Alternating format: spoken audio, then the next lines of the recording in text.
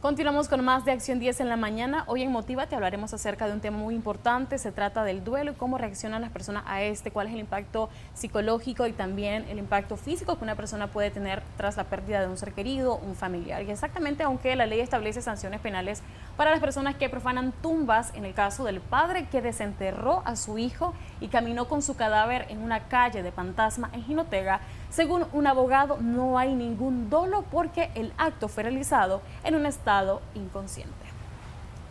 El artículo 191 del Código Penal de Nicaragua penaliza de 1 a 3 años de prisión la profanación donde repose un muerto o sus cenizas, destruya o sustraiga objetos donde repose el cadáver. Según el máster penalista doctor Noel Alonso Cano, no hay delito alguno en el caso de un padre quien, impulsado por el dolor y traumas de haber perdido en un accidente de tránsito a su joven hijo, lo sacó de la tumba y lo cargó en hombros hasta su casa pensando que aún estaba vivo y que necesitaba abrigarlo del frío.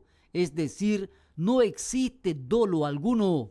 Pero eso está prohibido porque el legislador sabiamente sabe que el cuerpo de una persona es el templo donde mora el Espíritu de Dios. Y aunque no tenga vida y esté fallecido, esa memoria, ese cuerpo, hay que honrarlo. Y por eso no hay que molestarlo, ni mucho menos extraerlo.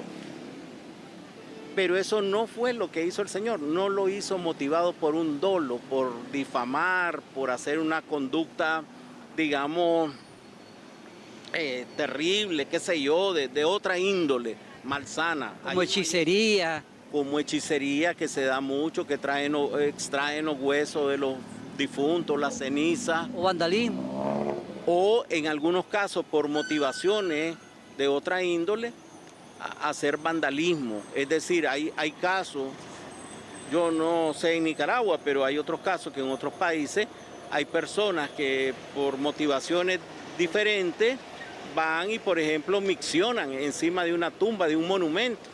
Eso no debe ser, eso está prohibido. El acto demuestra el profundo amor de un padre que perdió la razón y resignación cuando se dice que el único amor y más grande es el maternal. Lo extrae el cuerpo de su hijo y se lo lleva a su casa.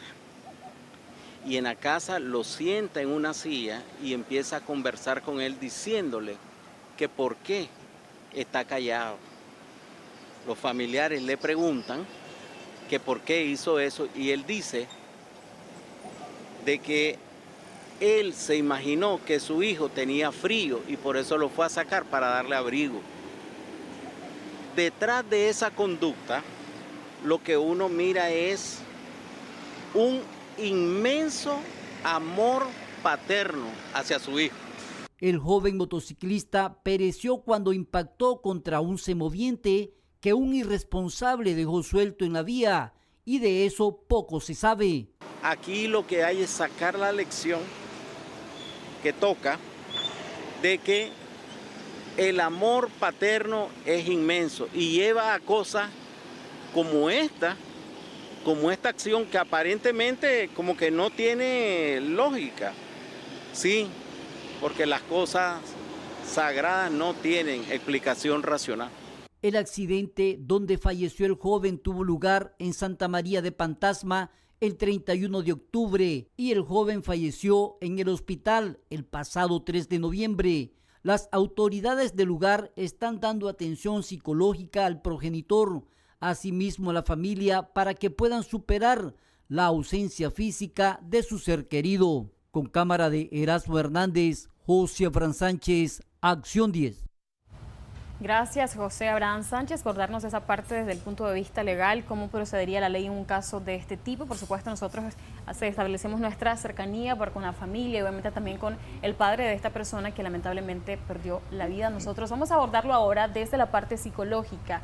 ¿Cuál es ese efecto emocional? ¿Qué es lo que pasa con nosotros cuando perdemos a un ser querido? ¿Cómo podemos reaccionar? ¿Cómo podemos tratar esto y evitarlo? Ya lo vamos a saber con nuestra invitada, la doctora Nicole Mendoza, a quien le damos la bienvenida y por supuesto a usted le invitamos a que participe a través de nuestras redes sociales. Estamos como Canal 10 Nicaragua y también tenemos nuestro número de WhatsApp. Buenos días, doctora, gracias por estar con nosotros. ¿Cómo está? Buenos días, Anduriña. Siempre es un gusto estar y hacer alguna aproximación a este tema tan importante. Perfecto. Iniciar primero con la parte del duelo. ¿Qué significa este término? Y por supuesto también conocer cómo las diferentes formas en las que nosotros podríamos reaccionar ante la pérdida de un ser querido que de manera repentina pierde la vida. Sí, el duelo es el proceso psicológico que viene después de cualquier pérdida, sea una pérdida por un fallecimiento o por algo que nosotros hemos querido mucho. Entonces, ese proceso psicológico que viene después de esa pérdida es lo que llamamos un duelo. Es algo natural, algo normal y la persona lo va a vivir de diferente manera. No todos vamos a vivir el duelo de la misma manera. Recordemos que la primera etapa del duelo es la denegación. Entonces, haciendo una aproximación a lo que pudimos ver en este caso, podríamos considerar que la etapa de negación fue extrema y esa etapa de negación nos puede llevar a algo que en psicología se llama sentido o sensación de afecto. Entonces, ese sentido y esa sensación de afecto que puede haber entre el vínculo de un padre con un hijo fallecido o de una madre con un hijo fallecido es tan grande, tan intenso, que se altera la conciencia. Y cuando la conciencia se altera, pues todas las emociones se van a vivir con mayor intensidad y llamamos emoción de dolor, de tristeza, hasta de ira, ¿verdad? Entonces esa emoción se vuelve más intensa porque la conciencia se ha alterado. Entonces cuando tenemos una alteración de la conciencia no estamos racionalizando los hechos.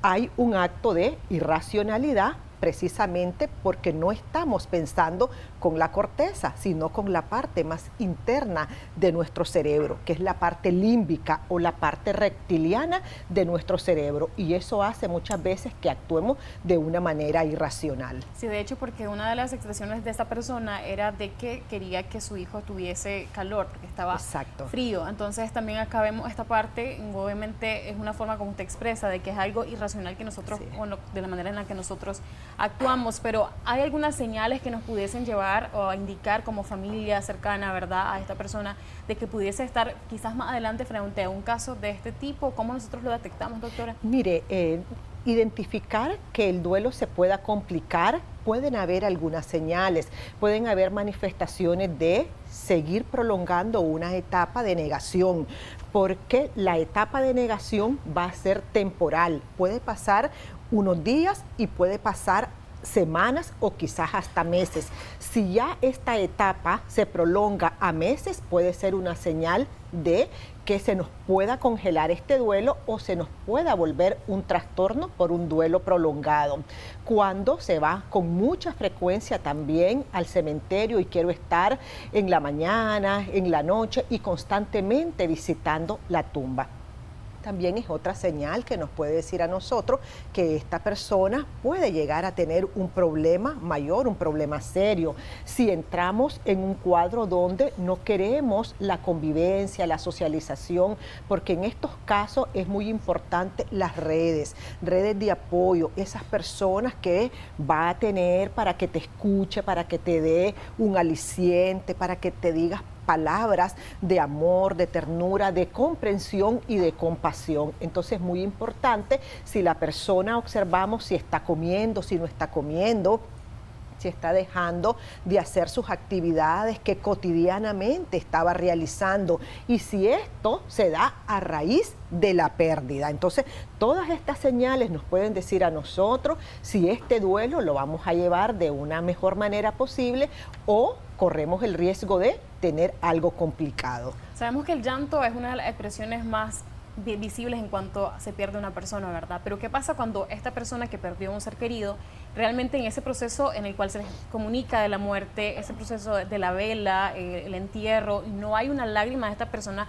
¿Es normal esto, doctora, que las personas reaccionen así? ¿Cuál es la consecuencia de que esta persona al final no logre hacer como esa catarsis que nosotros llamamos a través del llanto? Sí, es muy normal. Lo que pasa es que lo que esperamos es esa conmoción emocional, y esa conmoción emocional, llanto, a veces tirarse al piso, a veces gritar, aferrarme al ataúd. Entonces eso es lo que tradicionalmente uno ha visto y es lo que uno espera, pero también tenemos la otra parte, aquella persona que no llora, aquella persona que no expresa ningún sentimiento, pero cuando nosotros lo reprimimos, tenemos la tendencia a enfermar físicamente, emocionalmente también, ¿verdad? Entonces recordemos que las afectaciones físicas están íntimamente ligadas con todas nuestras emociones, y si nosotros nos reprimimos esas emociones, pues vamos a tener consecuencias, y consecuencias severas. Hay afectaciones en el patrón del sueño, en el patrón alimenticio, hay afectaciones físicas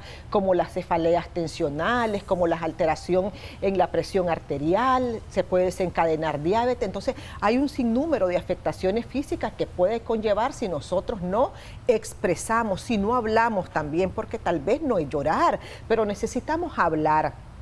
Hay que explicar cómo me estoy sintiendo, qué necesito, qué pienso después de esta pérdida, porque puede ser aquella persona que ha perdido a su único hijo y dice, bueno, y ahora de aquí para adelante, ¿cómo va a ser mi vida? Entonces comienza una serie de incertidumbre, pensamientos negativos también. Yo ya no voy a ser la misma persona porque ya no tengo a mi hijo. Esta muerte repentina, porque estas son muertes repentinas. Entonces esas muertes repentinas, Anduriña, pegan más fuerte. El shock emocional es mucho más impactante que aquellas muertes naturales que ya te vas haciendo la idea que en algún momento ya no va a estar con nosotros ese ser amado. También otro factor a mencionar es, por ejemplo, si no sabemos, ¿verdad?, si él vivía solo con su hijo, como usted mencionaba, que si quizá era su hijo único.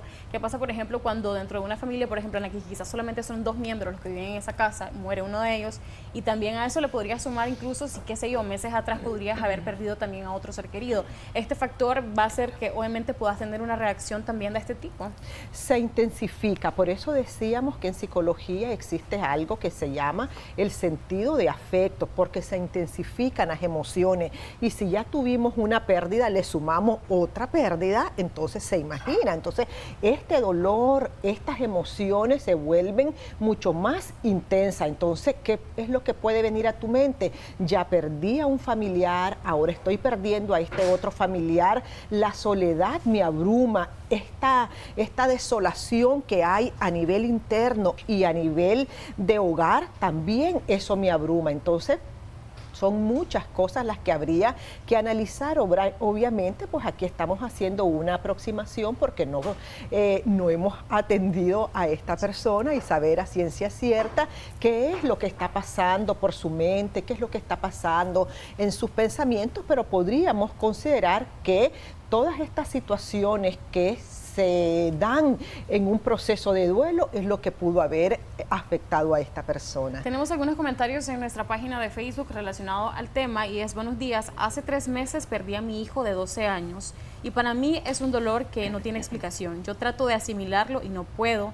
Todo me recuerda a mi hijo y lo único que me mantiene en lucha es mi hija, y yo solita lloro y grito porque no me gusta que me callen. ¿Cómo puedo hacer para obviamente salir de esto, doctora? ¿Cuál sería la recomendación a propósito de hablando, verdad, de este proceso de cómo tratar, verdad, la posmuerte de una persona? Tienes que llevar un acompañamiento, porque ella dice, hace 3 meses perdí a mi hijo. Definitivamente es un duelo muy tierno todavía. Nadie va a elaborar, nadie va a procesar ni integrar una pérdida en 3 meses. Se espera que elaboremos, procesemos, integremos las pérdidas entre 1 año, año y medio, máximo 2 años, pero 3 meses es algo muy poco. Pero si ella está sintiendo que no lo está manejando de la mejor manera posible, el acompañamiento psicológico para manejo de duelo, trabajar las técnicas, es muy necesario y oportuno. Tenemos también otro comentario. Buenos días, cuando murió mi papá yo no quise verlo en la caja, yo estuve en la vela y entierro, y por mucho tiempo yo tenía la esperanza de encontrarlo en los lugares donde él frecuentaba. Sí.